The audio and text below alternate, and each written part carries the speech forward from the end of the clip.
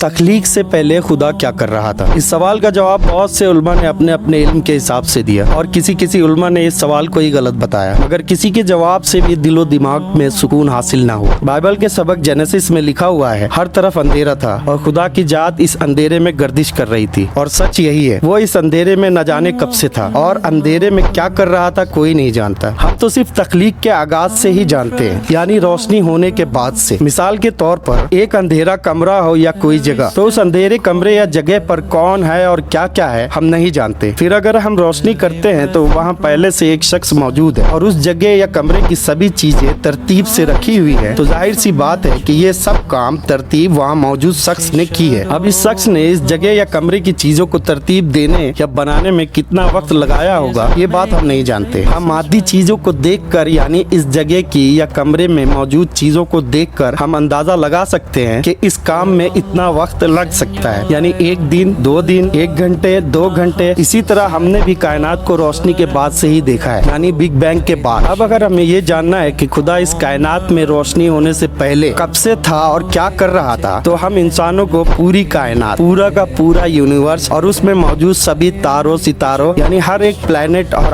ہر ایک چاند اور اس لامحدود کائنات کو دیکھنا ہوگا۔ پھر ہم انسان آسانی سے یہ معلوم کر سکتے ہیں کہ تخلیق سے پہلے خدا کیا کر رہا تھا۔